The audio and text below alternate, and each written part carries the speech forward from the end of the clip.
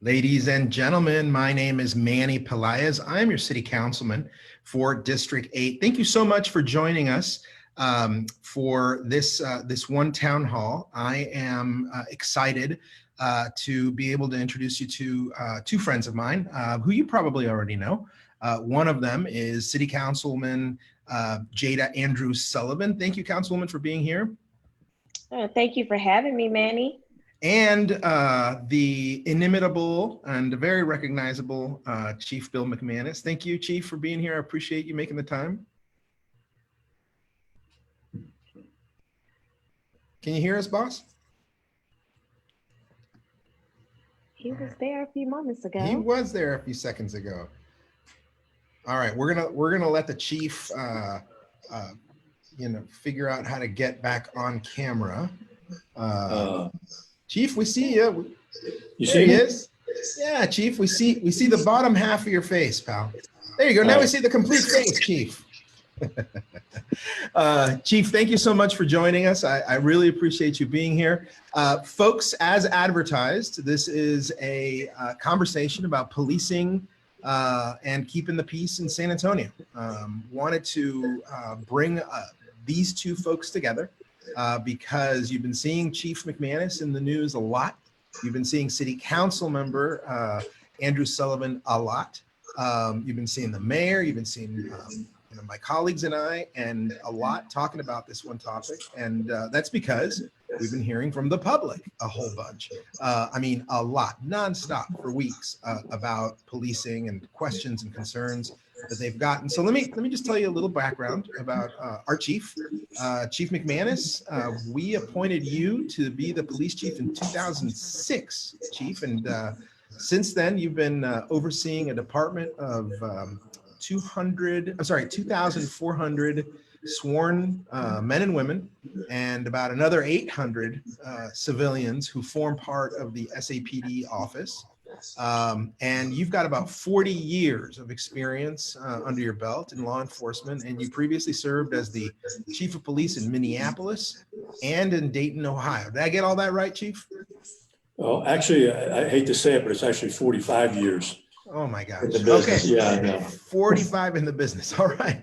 Great. Well, Councilwoman Andrews-Sullivan has been serving less than 45 years on City Council. She was elected and as a new councilwoman for District 2. She's a veteran of the United States Army, and she's a business owner and a mother of 4.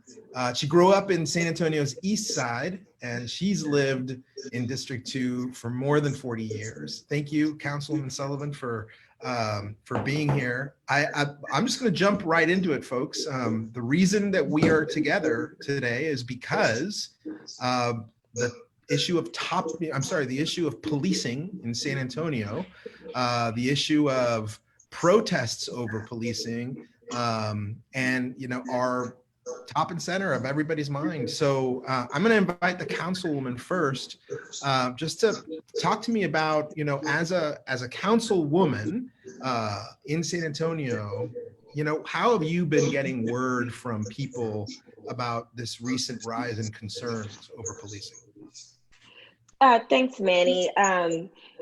When you look at it and you look at the makeup of our city council, I am the only African-American female that sits on that council.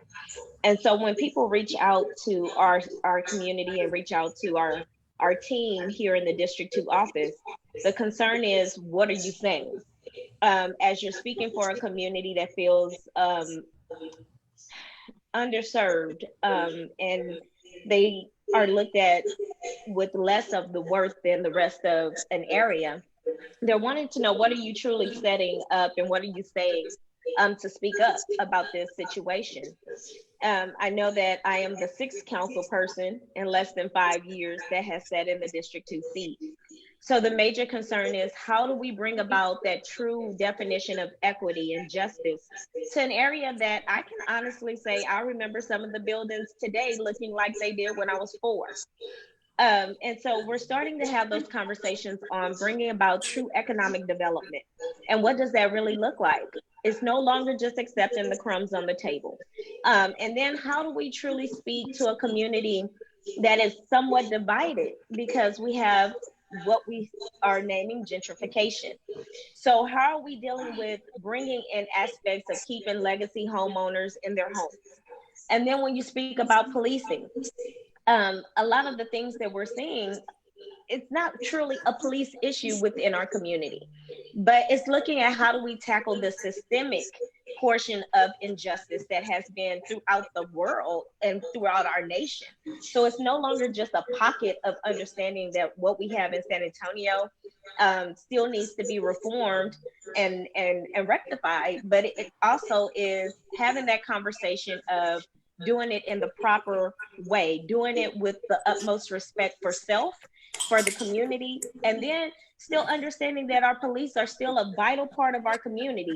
And how do we make that the most efficient engagement and community collaborative that we could put forth? And so those are some of the things that we're hearing from our community, we're seeing within the protests. And it's time to have those hard conversations that we haven't had for a long time. So you use the word hard conversations, and I use that term frequently, difficult conversations or courageous conversations, and that was one of the points of bringing us together today. And Chief, you know, you've been observing these riots, and there's a certain perspective that you've got that no other San Antonian has, right? Which is the sort of the pinnacle executive over the entire police force in San Antonio. What have you been hearing, Chief, from these protests? What do you gather? And you know, what if there's one or two messages you're hearing? What are they? Let me defer your question for a little bit, and I want to Sure. tag on to what the councilwoman was talking about. You know, there are areas of this city, and I'll not refer to other cities as much, but areas of this city, like other cities, that have been stagnant. There's been no growth, there's been no development, and that is a large part of what causes disparity in every city, including here in San Antonio. When I was chief in Minneapolis, I coined a phrase that I've heard used again and again. I should have copyrighted it. It's crime deters economic development, but economic development deters crime. And in cities where the police and the economic development department can team up, it's always a good marriage, because when folks want to come in and develop an area, invest in businesses and property, you know, they always want to know what the crime stats in the area are.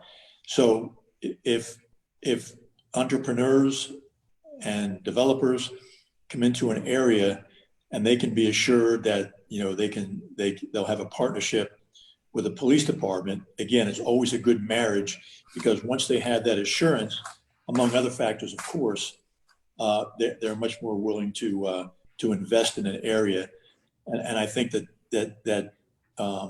that's so very, very, very important for all of the areas in the city that are underdeveloped and disenfranchised, so to speak.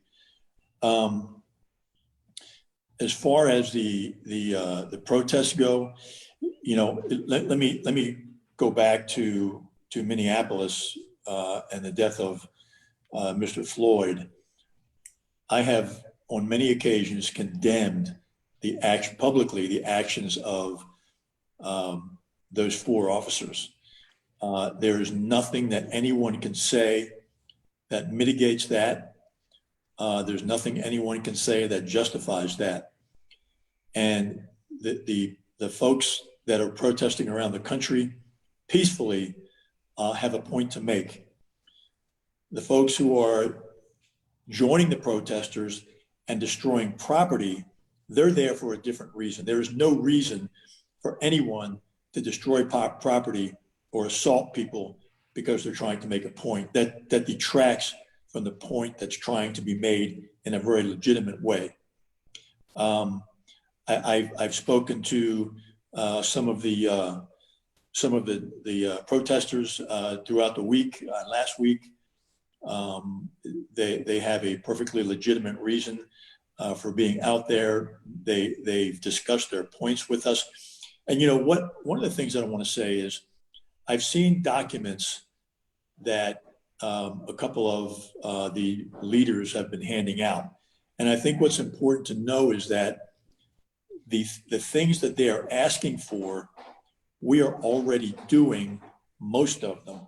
The ones that we are not doing is because we can't do.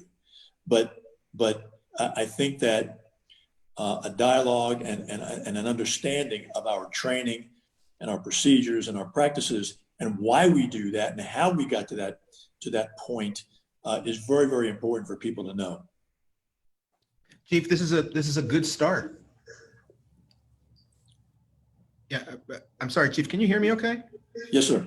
Okay, all right. Chief, this is a good start, you know, and we've got 145 people who've joined us since we've started talking. So just to summarize what we're doing today, it's a conversation with the Chief of Police in San Antonio, myself, and Jada Andrews-Sullivan, my colleague from District 2. Today, we're going to be kind of having a difficult conversation. I'm going to make you some guarantees, folks. You're going to be hearing some answers to questions you don't like. You're going to be hearing some questions you don't like. And in fact, we're looking at all your questions live as we're talking right now. And I'm going to be picking some questions from that list that are coming in because they're coming in fast. And we'll be putting those on the table to discuss even the uncomfortable ones. And so, Chief, you said something that is very interesting to me, which is, you know, you've been talking to the protesters, not rioters. I made a mistake earlier and I'd said riots instead of protests. I misspoke.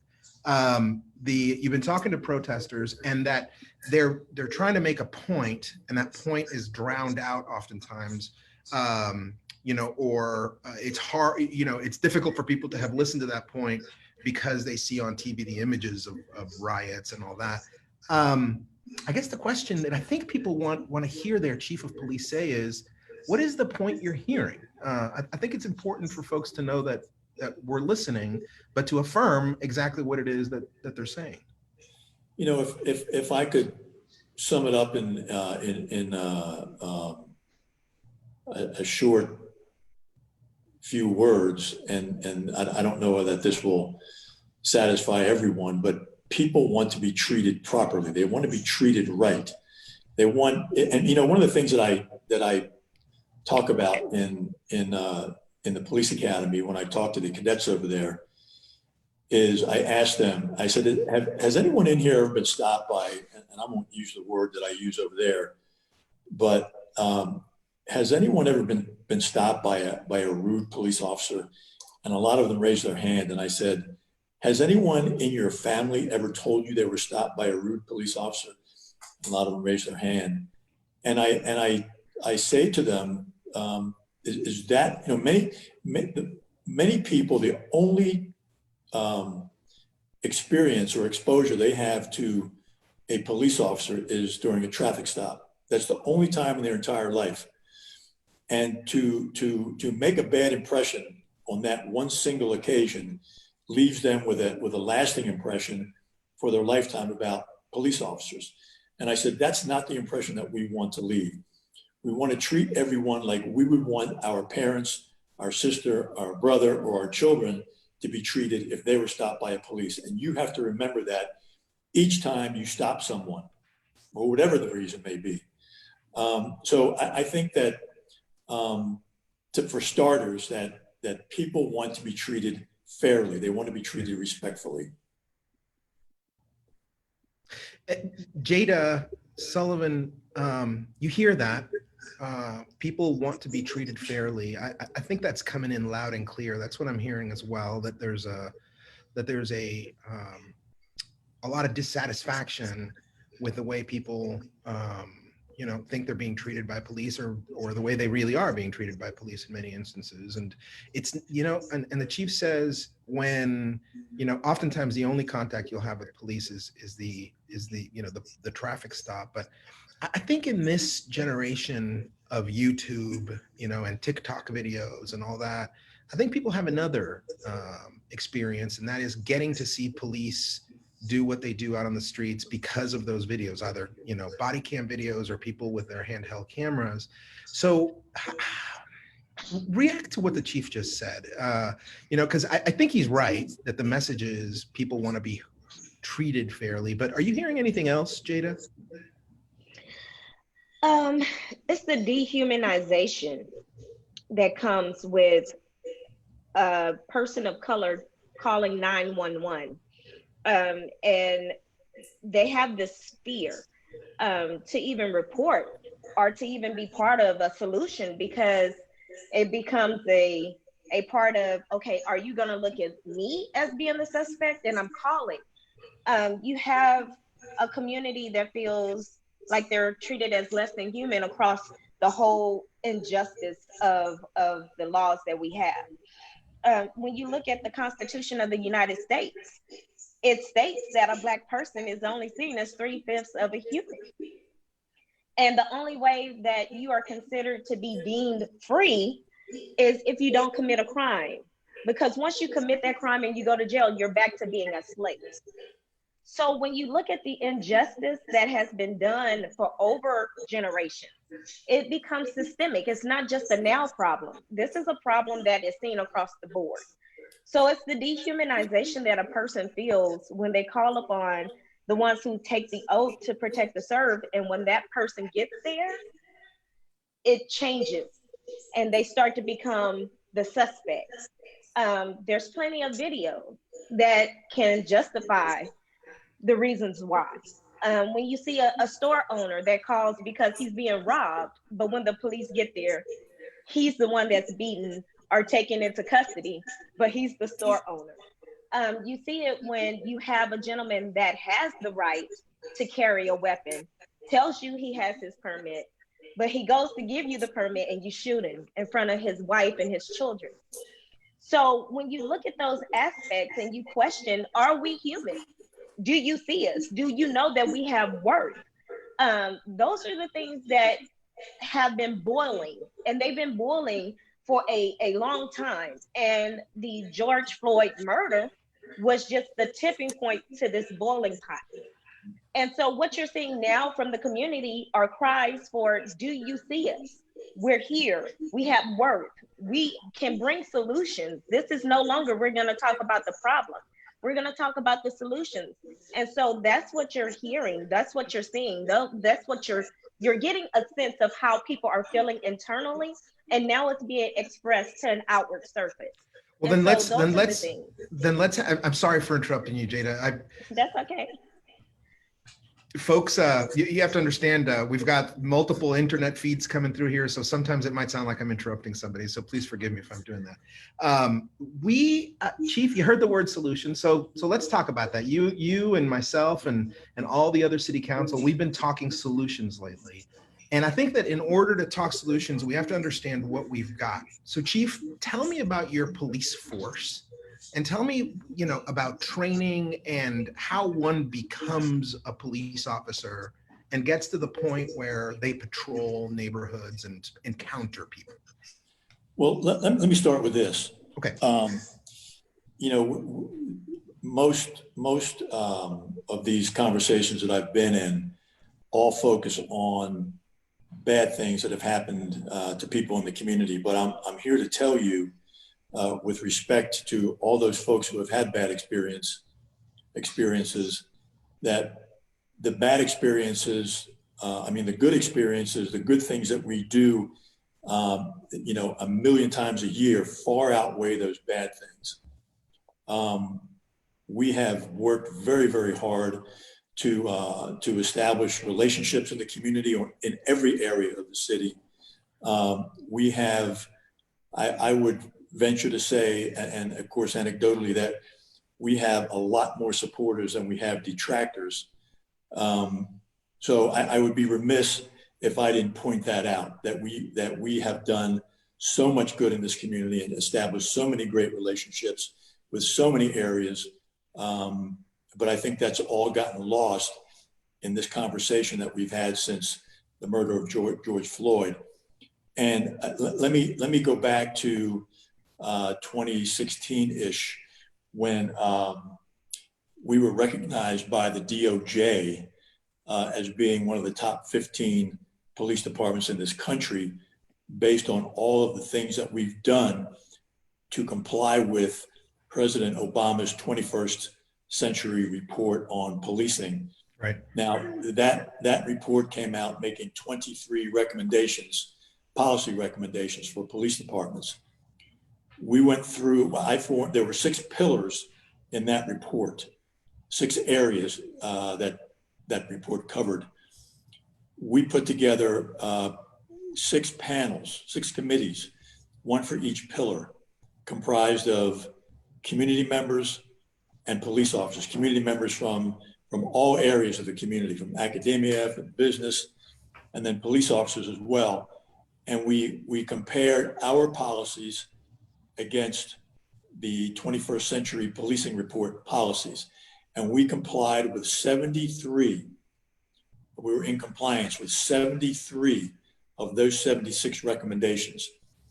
3 of them we chose not to do upon recommendation and feedback from those committees. But 73 out of 76 recommendations is nothing to what's the word I'm looking for? There's nothing to, it's something to brag about.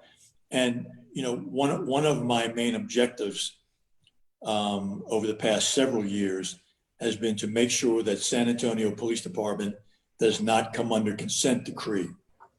And one of the things that we've done, or many of the things that we've done to do that, is we look at the horizon and see what's happening in other areas of the country in policing.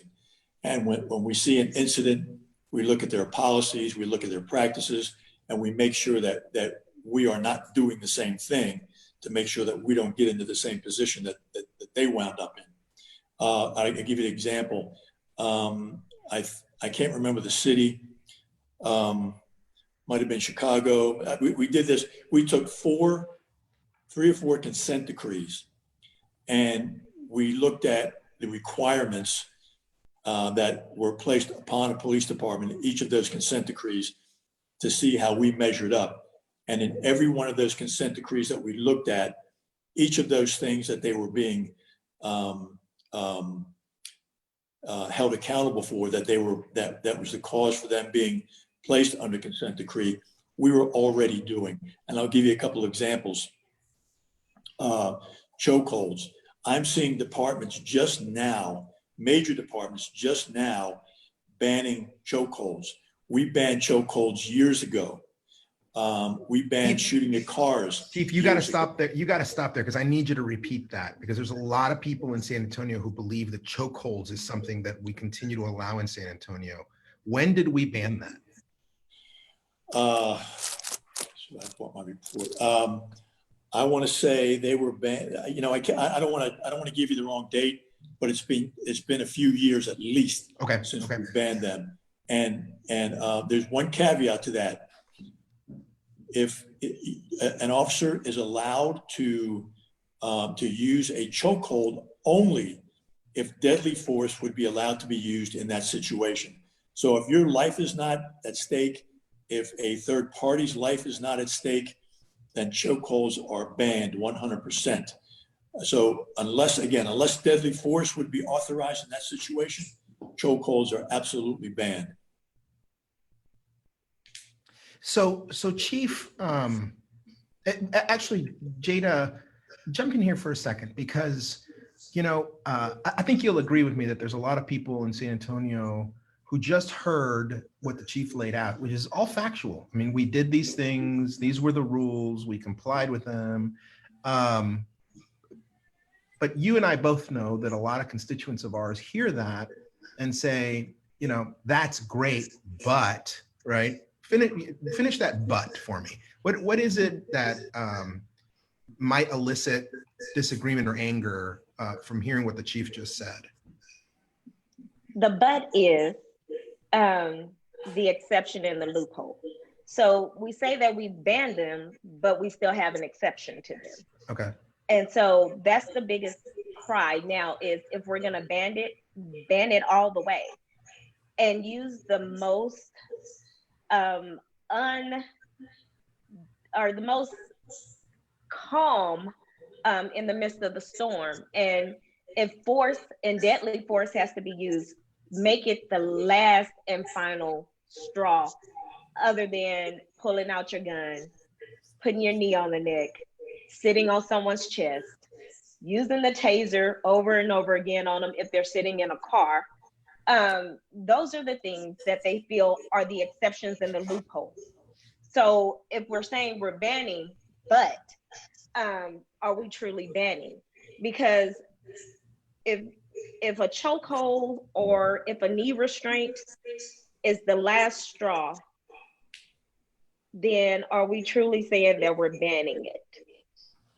So the exception in that loophole is the thing that is continuing this conversation.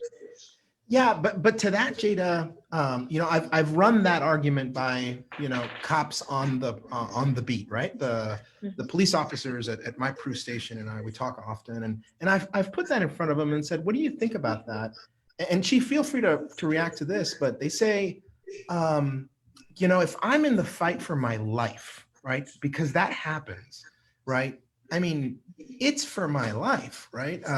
And I will use the tools available to me, which are my hands, in order to make sure that I don't get killed in the process. Chief, I'm sure that you've heard that from your police officers when it's a fight for your life. At that point, all holds no holds barred, right? To that, I said to one police officer, yeah, but if it's gotten to that point, it seems like a lot of things went wrong, right? Before you got to that point. So walk me through a situation like that, Chief, where it becomes a fight for your life. I don't want to nitpick this point.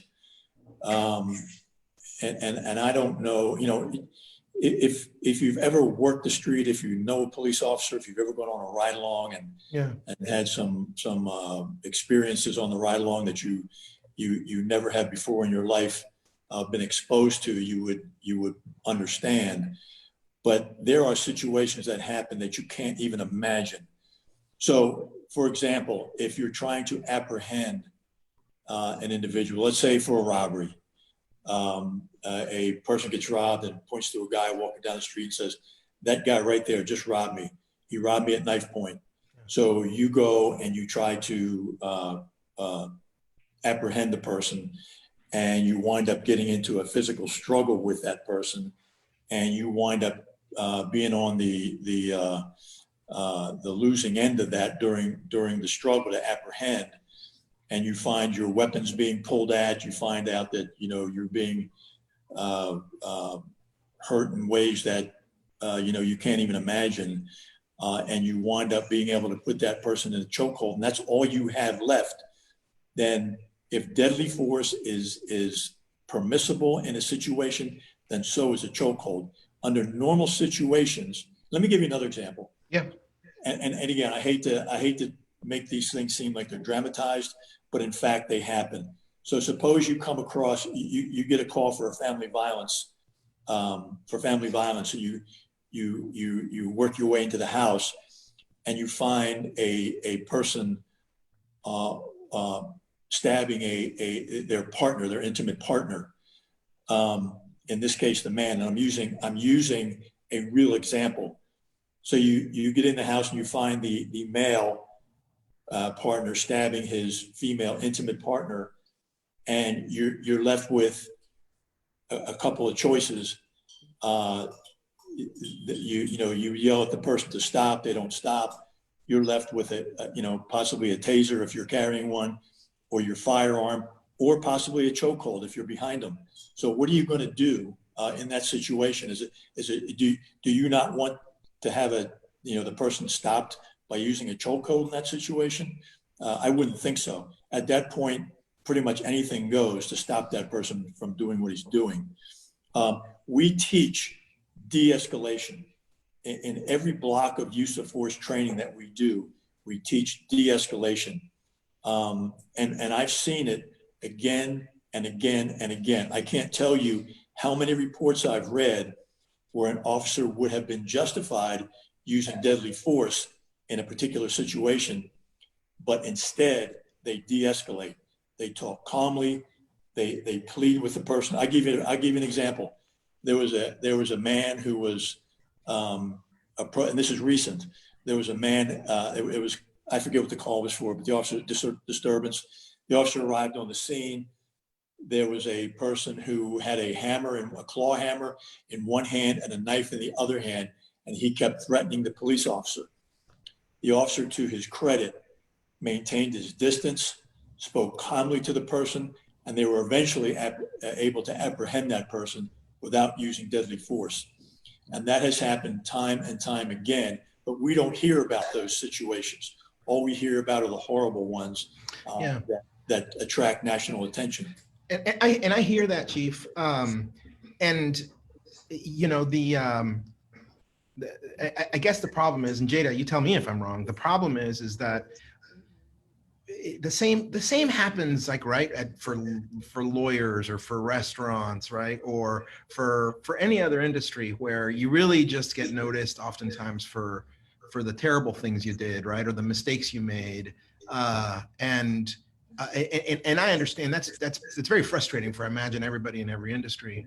So what do you understand, Chief, how it's difficult for a lot of people to hear, you know, the same answer they get every time something terrible happens, like, well, that was a rogue cop or a bad apple, right? When you open up YouTube and all you see is video after video after video of bad apple cops. And you know, how do you manage that on a daily basis with your police officers? I mean, I imagine those videos serve as training for why de-escalation is so important, right?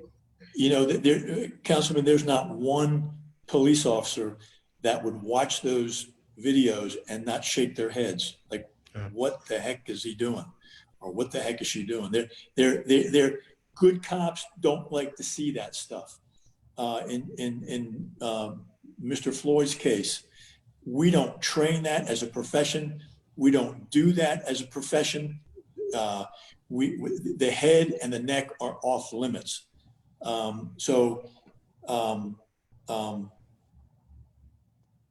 hear you, Chief.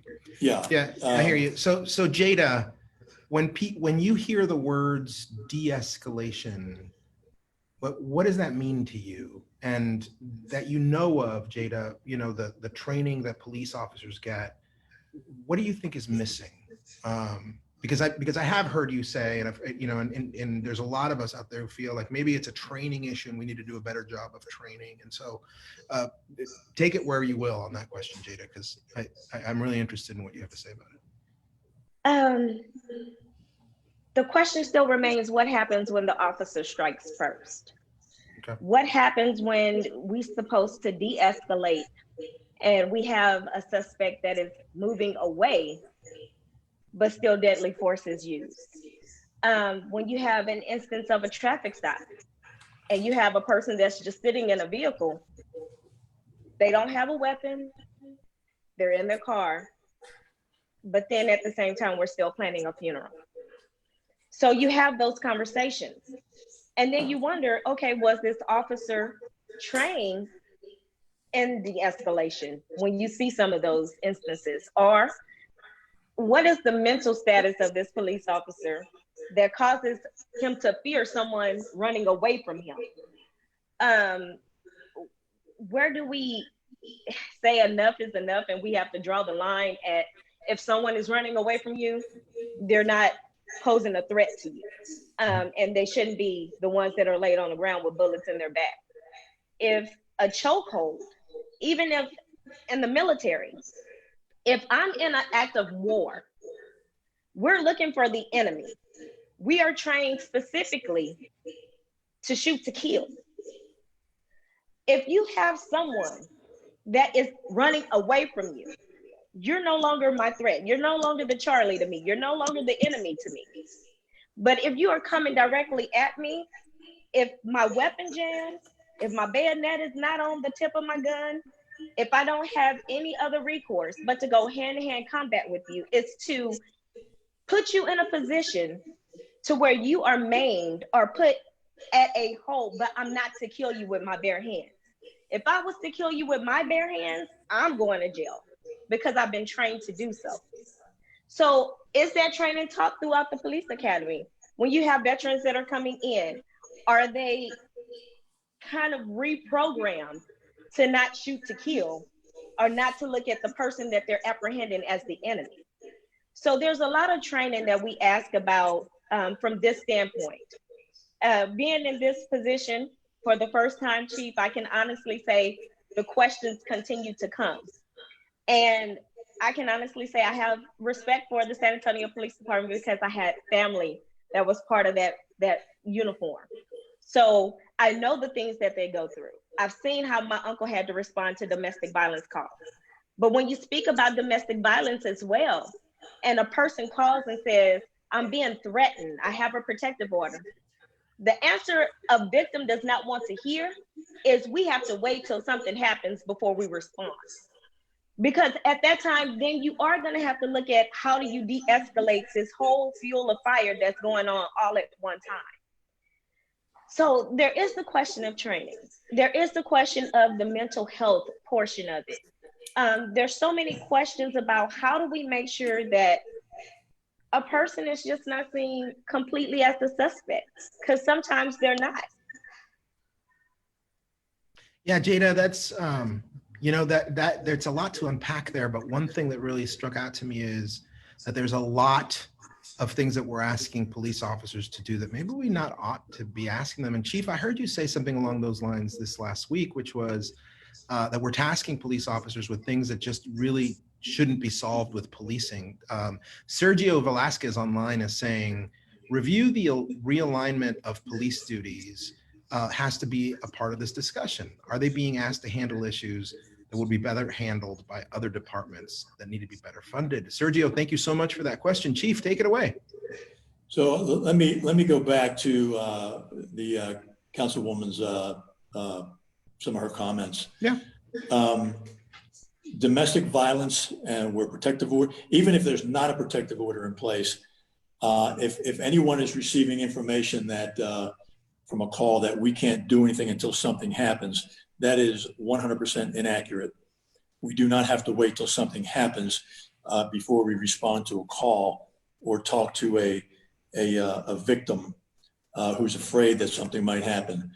And I would offer to anyone who has the time, we would be happy to put you through our use of force training or any other training that we do in the academy if you're curious enough to spend the time to do it. And I think that once you go through that block of training, you would have a completely different opinion coming out than when you went in. When we start our Citizens Police Academy, I go and I speak to them on the first night. And one of the first questions I ask is there anyone here who's skeptical about the police? And I usually get a few timid hands that go up. And then I talk to them again at graduation. And I ask those same people, are you still skeptical about police, about what we do and why we do it? And emphatically, I get, no, we're not. So I think that understanding, transparency, education is the key to overcoming some of these issues that folks have with what police do. As far as your question, council member, I don't know how police wound up as mental health experts or dealing with mental health issues. I don't know how police wound up dealing with homelessness issues as much as we do. I'd be happy to see that those responsibilities redirected to another city department. Ironically, though, we have been nationally recognized and awarded for our mental health program and the way we deal with mental health issues and homelessness.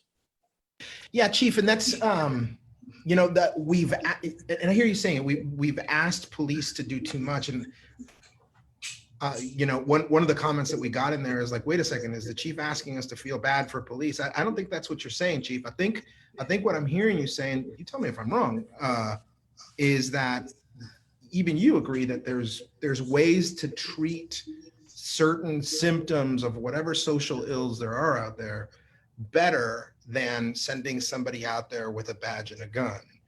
The problem, Chief, and did I say that correctly? Yes. Yeah. So the problem is that when Jada and myself and the mayor and a whole bunch of other city council members and pretty much any elected official walk the neighborhoods during campaign time, and we talk to our neighbors and we say, what would you like to see more of? They all say the same thing. We want to see sidewalks and we want to see more police officers, right? And that is, and Jada, that's been your experience, right? Yes. Yeah. And so Jada, how do we, or Chief, how do we, answer that call, right? Because I'll be honest with you, this hasn't changed ever in San Antonio. We want more police, we want more police, we want more police is the refrain that we keep getting. And it's what, elected officials will do when it comes budget time. And, we've consistently increased the budget, not just for police, but for sidewalks and streets, right? So now we're hearing defund the police, right? Let's go backwards. And so, Jada, unpack that for me, because that's a problem for us, policymakers now, right? It is. And one of the things that people really want to see is that we do not have another incident like Mr. Charles Roundtree, who was just in his home and no knock.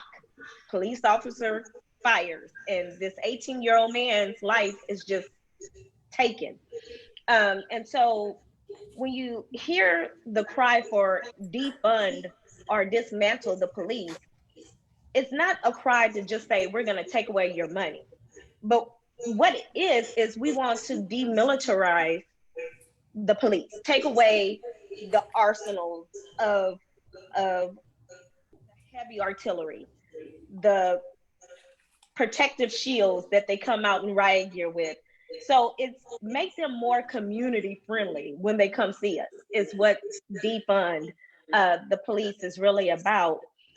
Dismantling is truly about just restructuring. And as you hear, the police are not specifically caseworkers, mental health workers. They're not social activists. When they go into the home, they're going there to do a job. And that job is to either put someone in handcuffs or to truly protect someone that needs to be taken out of the home. And so the question comes for us as council members is, where do we look at within the budget, redirecting to where we take some of this pressure off of the police to truly go into combating homelessness, truly go into looking at having social workers and mental health physicians that can help and assist the police when they're on a scene and it's a mental health disturbance, or it's a person going through a crisis. Because if a person is going through a mental health crisis, the last thing on their mind is listening to someone tell you, get on your knees or put your hands behind your back. They're not hearing any of that. When they're in that crisis, if you do not have anyone that can specifically speak to whatever it is, whether it's bipolarism, schizophrenia, PTSD, if you don't have that person that can speak directly to that, one word can escalate that whole situation. So we're listening to the community. When they say defund, it's more of a take some things that we can do within our preview to help the police to become better community engagement partners. And so that's what we're hearing right now. It's not so much we don't want any police, because we know that that's not something that can be done anywhere across the world. But how do we continue to make their jobs to where they're truly taking that oath of protecting and serving, and not case managers, mental health directors, social workers, taking homeless people into a confinement. And so those are the things that we as the elected officials have to look at. Thank you for that, Jada. And Chief, I know we've only got you for another 12 minutes. And so I did want to, touch on this defund the police thing. This is a town hall. And so I'm looking at the comments as it's coming in. And one of those comments is, no, we really do want you to defund the police, by Meredith Schumann. Thank you, Meredith, for participating. Chief, I think it's fair to say that there are people in that camp, right, who say, look, we want no police whatsoever, right? There's others, and I think you'll agree with me, who are saying, defund the police really means, take a lot of that budget that we have for police and move it over to, other, priorities that if we do them right, will result in less policing, right? And then there's other folks out there who are just saying, let's just dismantle, break it down and restart all over again. So Chief, take that where you want to take it, because that's also a lot to unpack. Let me go back to the mental health issue first. Yeah. So we started a mental health unit back in, I want to say it was 2008. And we started off with 2 police officers and 1 sergeant, 1 supervisor. And over the years, as we developed and as we trained, we grew to about, I want to say a unit that's about 12 officers. I think it was 12 officers and 1 supervisor now. And they work out of our fusion center. So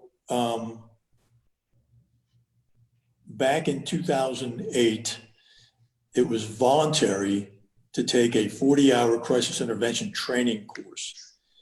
A couple of years went by and I made it mandatory. Every cadet since then that has graduated from the academy has a 40-hour block of CIT training under their belt, which gives them at least part of the tools that they need to deal with people who are in crisis on the street. And again, that, how do we get to, I don't even remember how we got to that, or why we got to that point where police are now handling everything mental health.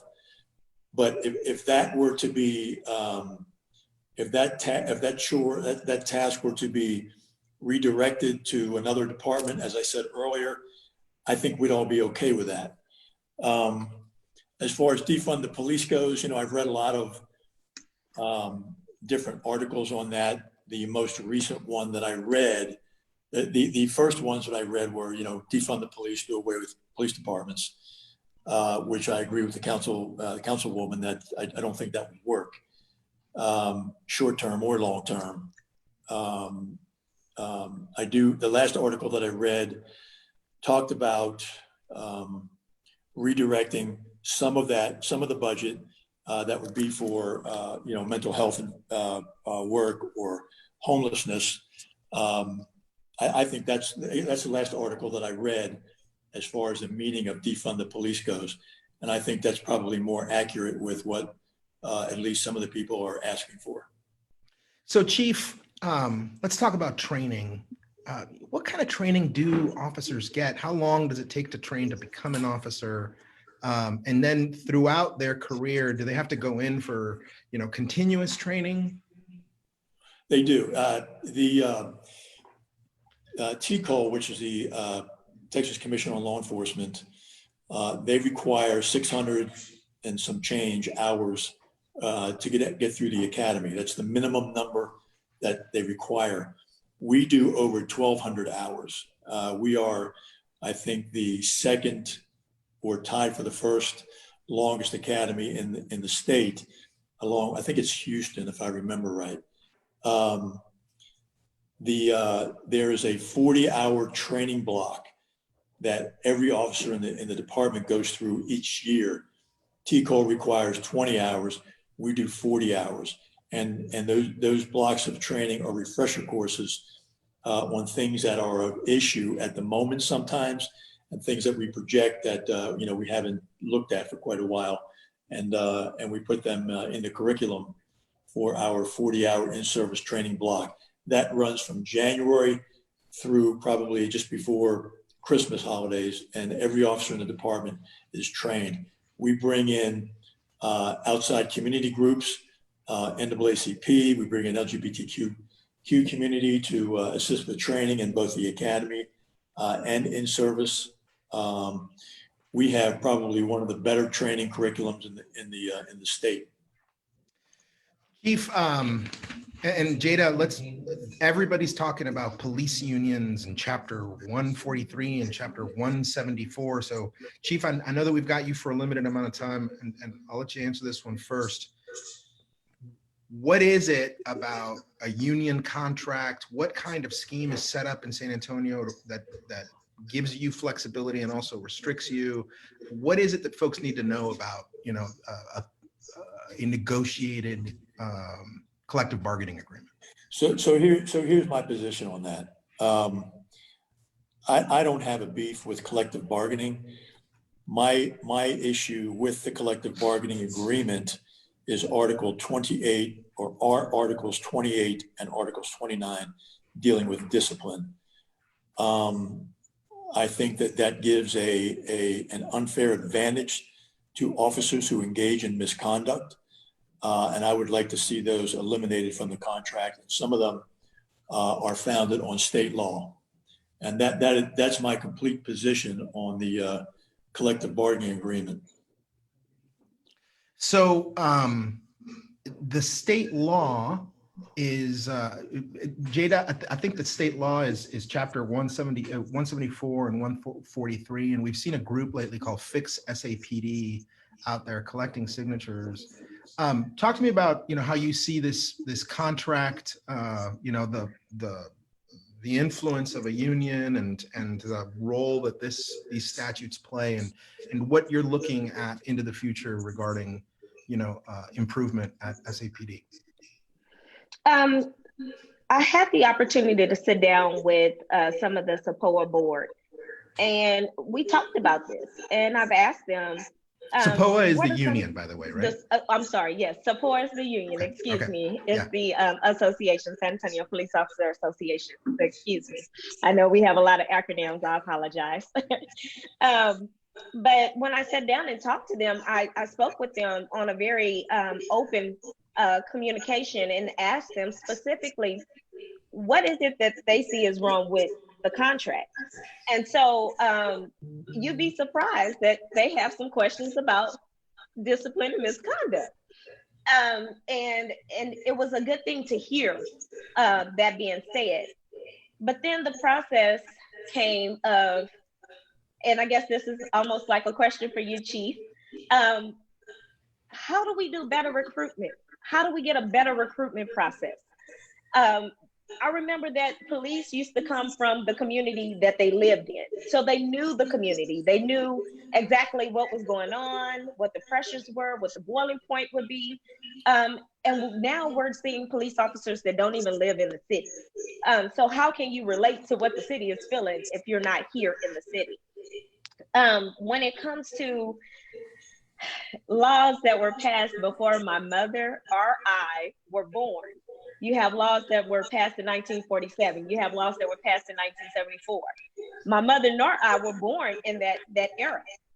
But you've had previous council members, you've had previous police chiefs, you've had previous state representatives. But the conversation of reform and what that truly looks like has just now come to the surface. So where were these conversations prior to this? Because we always seen the problems, but now because they're becoming more visualized, more filmed, more brought to everyone's preview of what it really looks like, now we're having the conversations of what does true reform of the law look like? Not just the police, but how do we reform the whole judicial system, the whole laws that govern the police? And how do we make that to where it's an inclusive law and not just one that's set aside? In the state of Texas, it's not just the reform of the law or chapter 143 or 174. It's looking at all the codes that deal with policing when it comes to our community. There's things called the Texas Black Code. I'm not sure if anybody knows that they are still existing. They were created and voted on in 1866, but they govern so much of how a race can not be contractors, or they can't testify unless they are going through a criminal case against someone. So these laws all need to be brought up to the surface of understanding what can we repeal, what can we change, how can we reform it, and how do we make it fit for a society that is now crying out that there has to be something done. We can no longer continue to have this as the new norm, or have this as something that our children have to continue to go through. So those are the things that we have to look at, man. Chief, you've given us more time than you and I had contracted for. You and I had agreed that you'd be with me for 45 minutes, and we've gone over. And I've gotten texts from people saying you got to let the chief go do his job. So, Chief, thank you so much for being here. I know that some of these questions are hard, and you were invited to a difficult conversation, and you did not hesitate when you just said, "Sure, let's have a difficult conversation." I appreciate that, Chief. So, Chief, good luck, pal. And I really appreciate you being here. And you got some thick skin, but I think it's clear that there's a lot of more questions out there than answers, right? Councilman, I appreciate that. And Councilwoman, thank you for your comments and allowing me to debate that a little bit with you. And I'll see y'all at council. Great. Jada's going to stay on with us. Thanks, Chief. Jada, you're going to stay on with us because we've got questions, coming in, and I'll just read some from you right now. Okay. Okay. Roundtree Jones, Marquise, yes. Right? Marquise talk to us Jones about those cases. Yeah, talk to us about Roundtree. those cases. What people don't. Sometimes people have been hearing those names, and I'll tell you, up here in District 8, people don't know who Roundtree Jones is. So. Tell us about We have several more.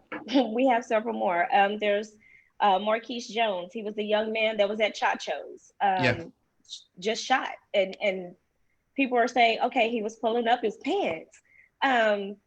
What was the threat? What was the real threat? Right. You have Charles Chop Roundtree. He was sitting on the couch watching TikTok videos. What was the threat? You have Antronee Scott. What was the threat? So those are the conversations. If you're saying that we're going to use deadly force because there was a threat, what was the threat with these young men? And why is it that we still have all of these police that are still taking in tax dollars of these families that have lost these individuals at the hands of the ones that are here to protect and serve? So those conversations are conversations that are the hardest to have. Because, what about, I'm sorry, go ahead. No, go ahead, man. No, this internet lag, sometimes it sounds like you're about to end and then, and you don't. Talk to us about the other cases. There was Marquise in specific, and I may be pronouncing his name incorrectly. Marquise, specifically what happened in that case? Because I understand he was on his sofa, right? So that was Roundtree. Charles Chop Roundtree was on the sofa. So it was a no knock. So the police officer showed up at the door, and the person I guess he was looking for wasn't the person that he shot. First of all, he shot through the door.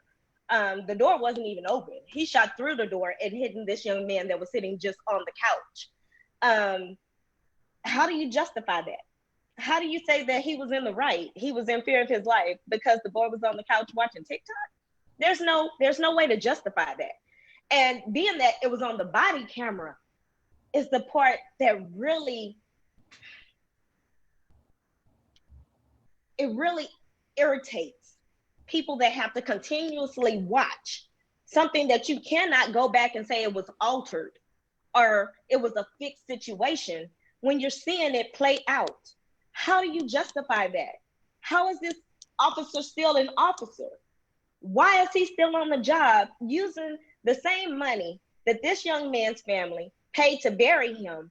Now you're still using it to feed your family. You're still using the same money to continue with your job. That is the part that infuriates a community. That is the part that people are asking, how do you justify this when you see that there is no justification in it? So and that's the biggest problem. And I think the number is 67.5%, right? Isn't that of the officers who are fired and then they appeal their case through arbitration, 67.5 or 70% get returned back to work. And I don't think that's anybody who can look at that number and say, yeah, that sounds pretty good. In fact, every person I've met says that is an aberration and completely unreasonable. So why is it that happens, Jada? We have a thing called arbitration. Okay. And so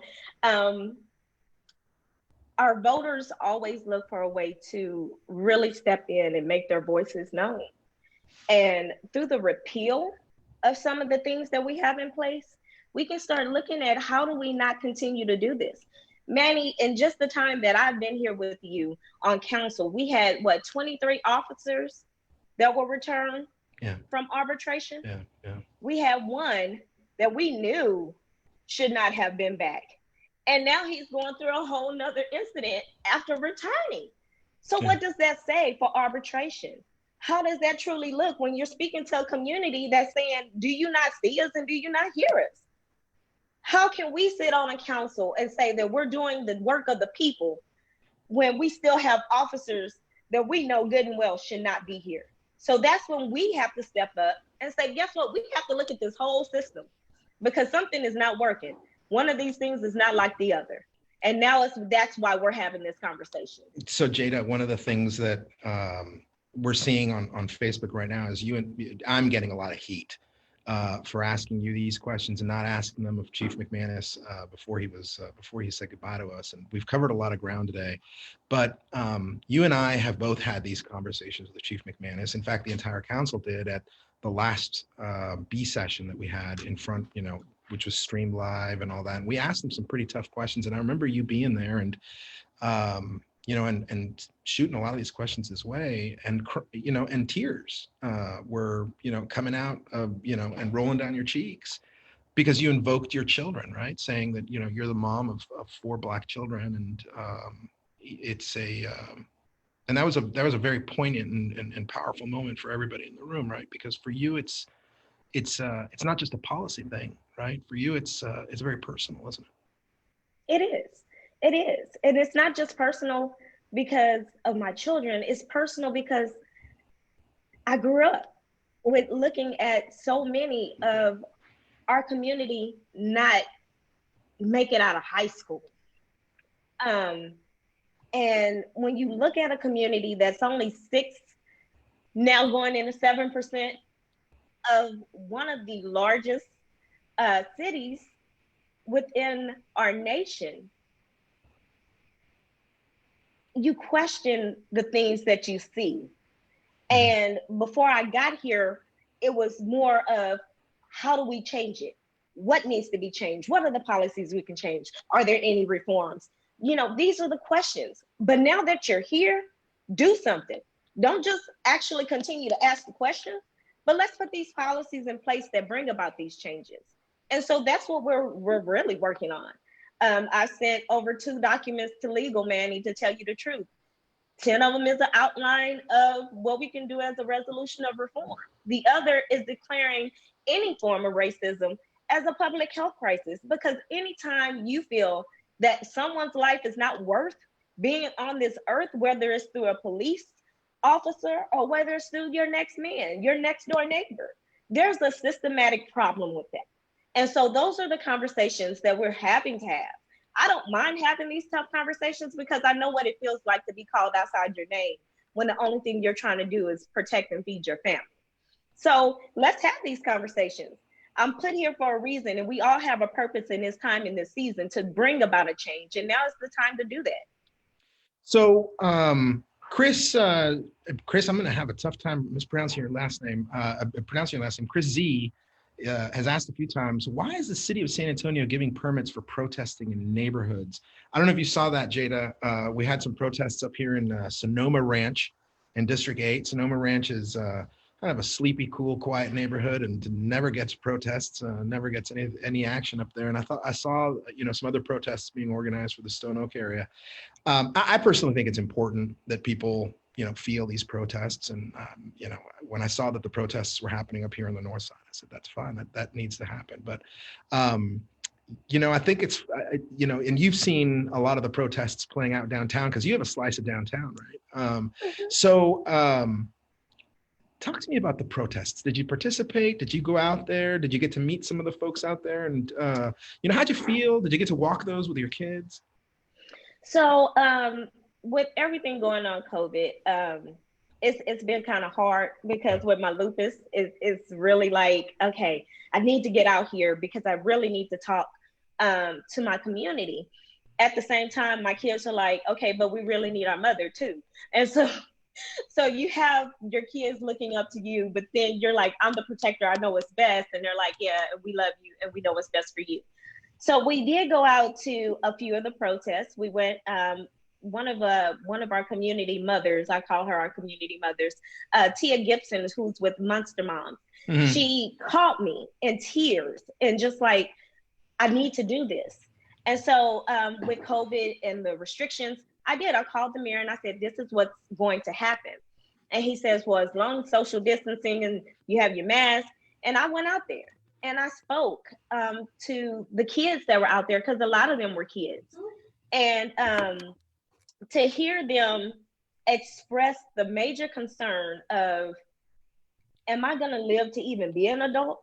Is this going to continue to happen? Is it going to continue to get worse? What does this really look like? That was the part. I was able to go to another protest that was held as a candlelight vigil. And that was through the War Project.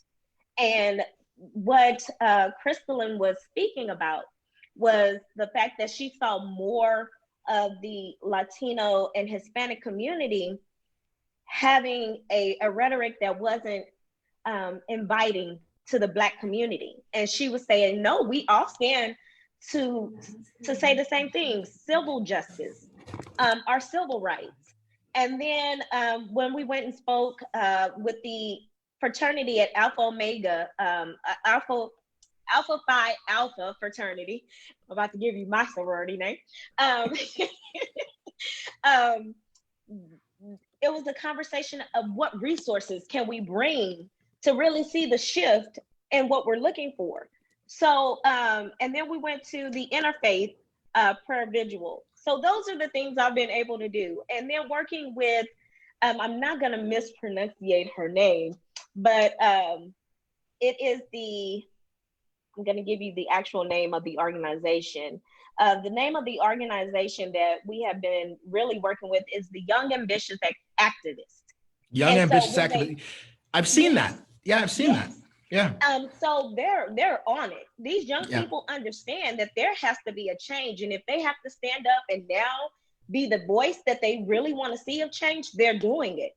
And so as the council person, when you reach out to me and say, how do we repeal these laws that have been put in place before, y'all even thought about having us, that's where we're starting to see the conversation shift to. And so it's not so much that we want to just take away everything, but we really want to see something so much better. And now is that time, and the opportunity is there. So Jada, the young ambitious advocates, I got to go out with my sister and my little nephew. He's 6 years old, and we got to march with them, and it was really really encouraging to see that many young folks out there, right? And I was, a reporter asked me, like, what do you think about, and he called them kids, and I was like, those aren't kids, that's the next generation, right? And those kids are out here doing what adults ought to have been doing a long, long time ago, and they're I've been calling them the voice of America's conscience, right? But I got to tell you, one of the things that really worries me is that we see them in the streets, we see them very active on Facebook. I mean, right now they're blowing up Facebook, Jada. I don't know if you've gotten to see the comments, but and they're doing a great job at it. But when you and I try to get them to go vote, crickets. And I personally think that that's an important part of civic engagement, right? Because we have seen where in cities, major change can happen when people vote. Talk to me about that, Jada, because it frustrates me to no end when people, I've got a lot of retirees voting, but young folks don't show up. What do we need to do? Oh, I think that that's going to change. I Okay. think we've seen the shift in the atmosphere of voting.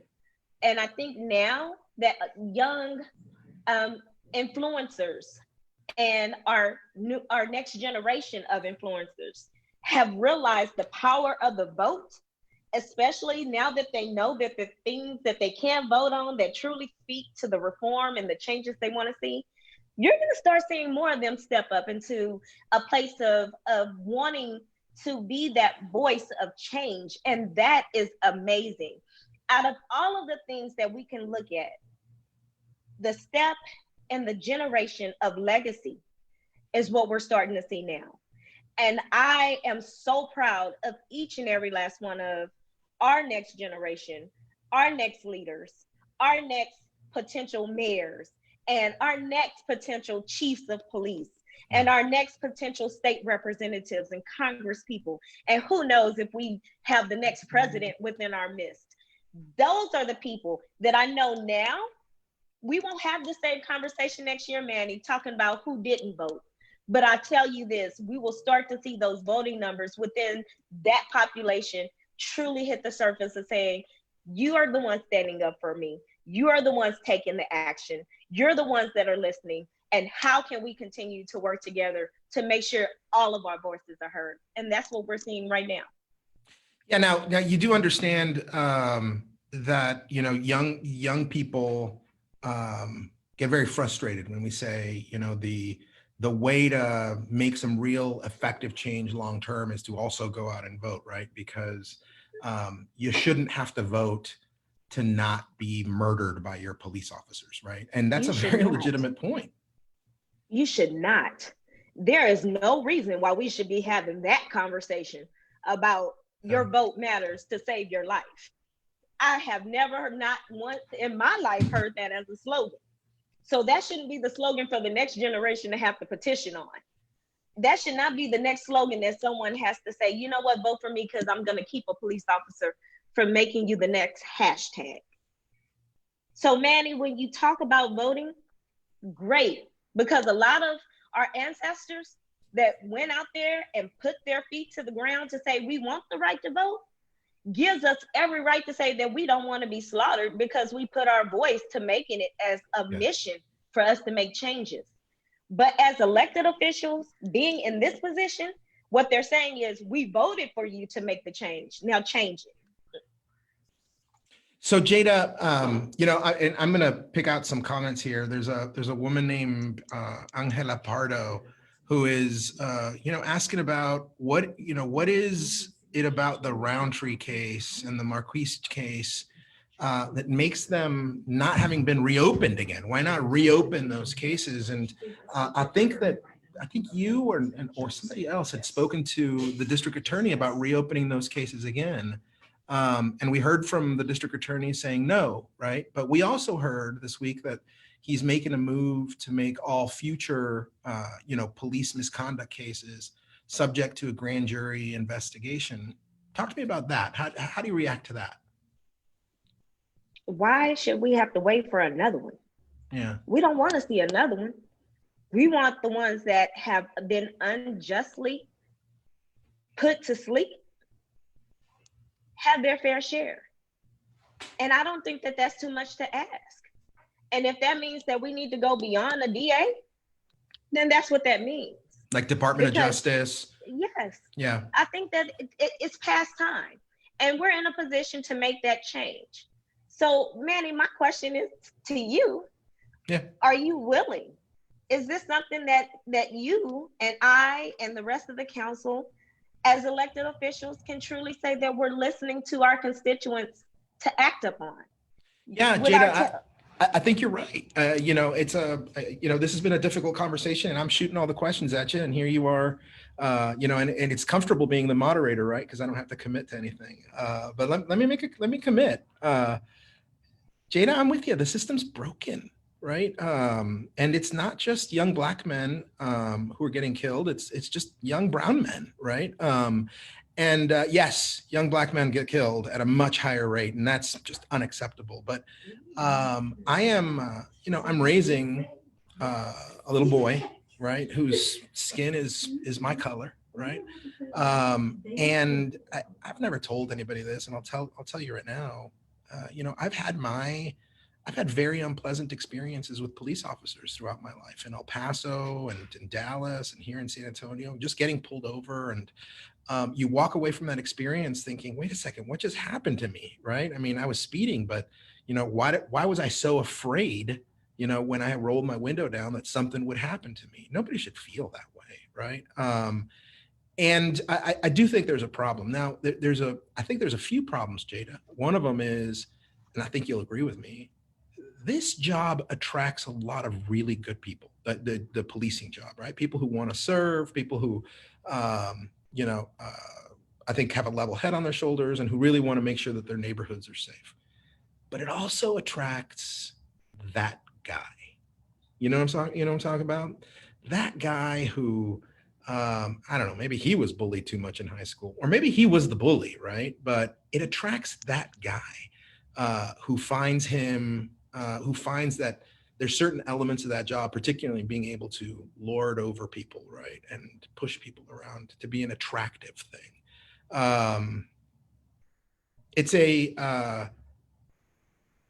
There's gotta be a better way to weed those people out from the beginning, right? Not weed them out on the back end once they've done something horrible, right? Now, the weeding out, the filter on the back end is also broken, right? I mean, we've got a system set up, and it's inexplicable to me, Jada. We've got a system where people who've clearly broken the law get returned back to work. And, this guy who served somebody a feces sandwich, right, is currently arbitrating his case, and there's a really high likelihood that he'll be returned to work. And that infuriates me. So you asked me for a commitment. Yeah, Jada, I'm with you. This is not the San Antonio I want to live in.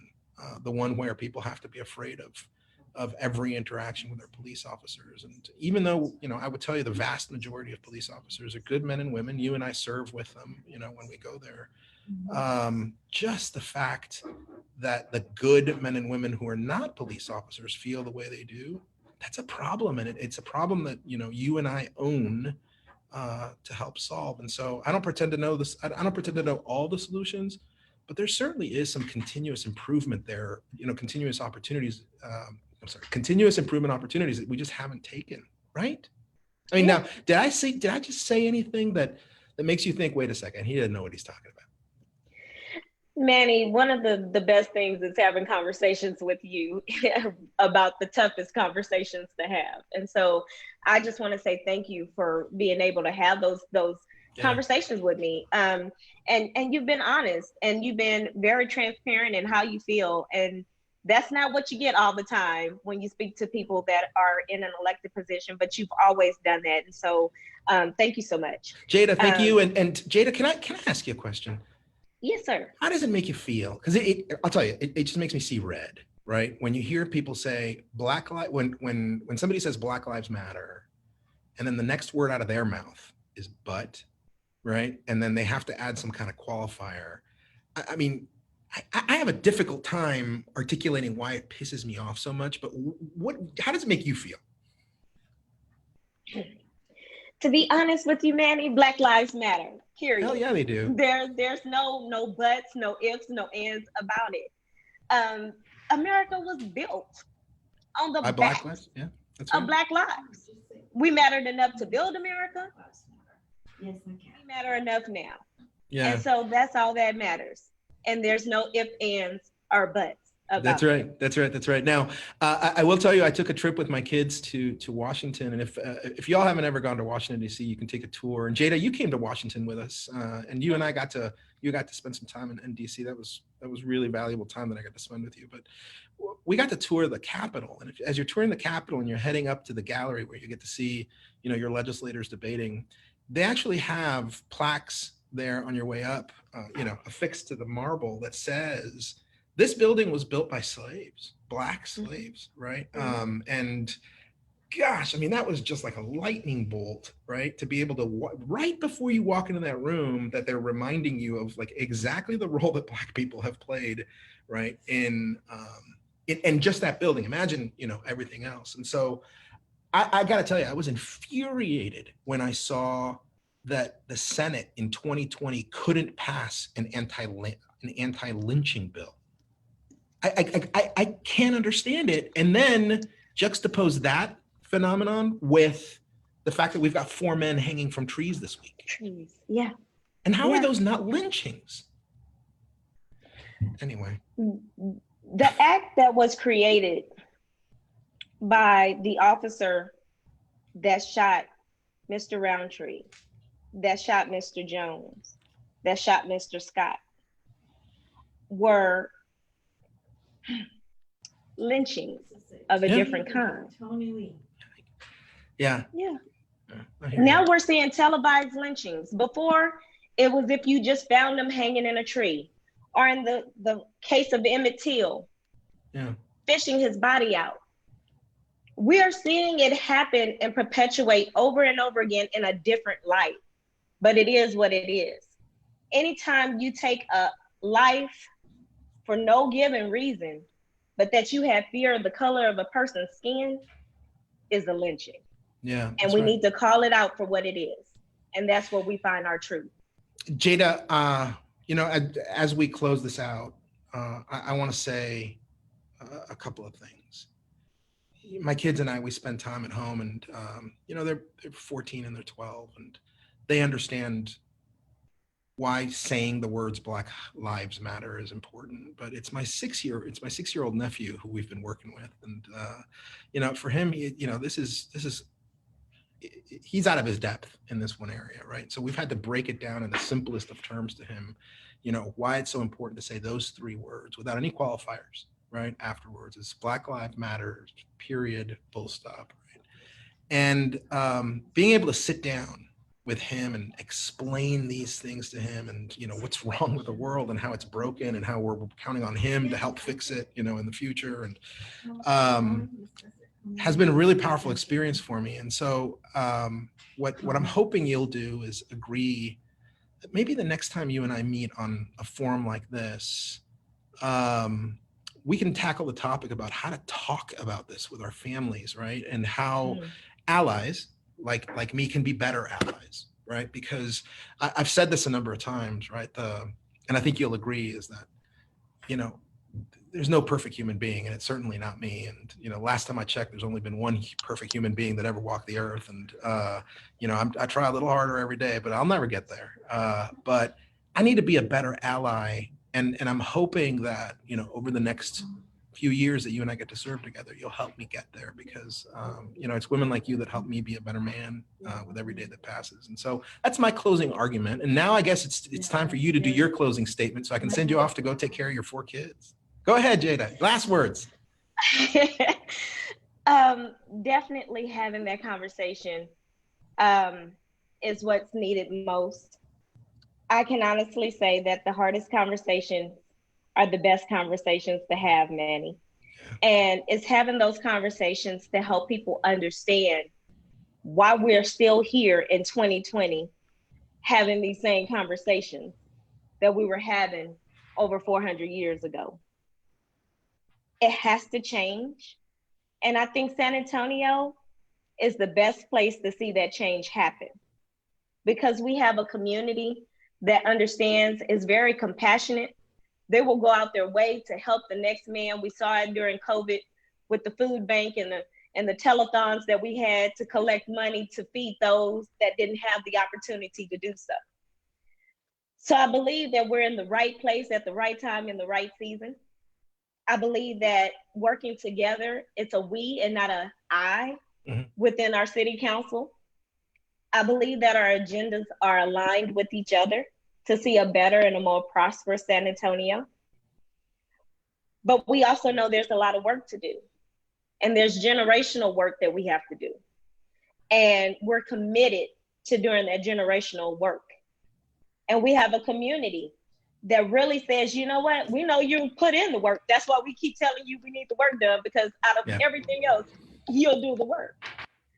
And so when I hear them come into the council chambers and they speak and they yell and they scream and they demand, it's because they're like, we elected y'all and we know you're here to do the work, because we've been doing some of the hardest work, and that's trying to clean up generational work that was never done before. And so I leave you with this, Manny. My dad always told me, if you find a perfect man, bring him to the steps of City Hall and bring all the national news. I have yet to find that person. Yeah. And I don't think that everything we're doing is for naught. Yeah. This is not going to be in vain. And with the good Lord above guiding and walking with us in wisdom and guiding us in dignity and respect and in truth, we shall see a day that we will not have to continuously have these hashtags or this conversation. So that's my closing point. I can't add to that. I can't and I won't. Jada, thank you so much for joining us. You are amazing. And I'm so proud that you get to serve San Antonio. And I'm proud to be, just sitting next to you. So thank you for doing this, also for giving us your time. Ladies and gentlemen, if you want to reach Jada Andrews-Sullivan, how do they reach you, Jada? They can reach us by email. They can email us at council.district, the number 2, at sanantonio.gov. They can reach out to us and give us a phone call. They can call the District 2 office. We have the one on Ritterman. We have the one that is on East Commerce. They can even pick up a phone. My cell phone number was on everything that I had. So I'm pretty sure the whole city of San Antonio has it. Or guess what? Just come see us at council chambers. We're always available.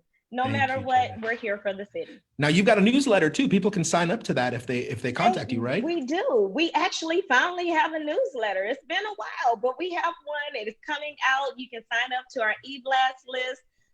They can go on the sanantonio.gov website, look for Council District 2, and go ahead, sign up, shoot us an email, contact my administrative assistant, reach out to Mr. Miller. Everybody knows Lou Miller. And so there's no way that you can't get in contact with us, but there's every way that you can. So thank you so much, Manny. All right, ladies and gentlemen, Jada Andrews-Sullivan for president, for governor, something, Jada. We all got our eyes on you. You're amazing. Ladies and gentlemen, good night. Thank you for joining us. It has been a pleasure. God bless you all. God bless.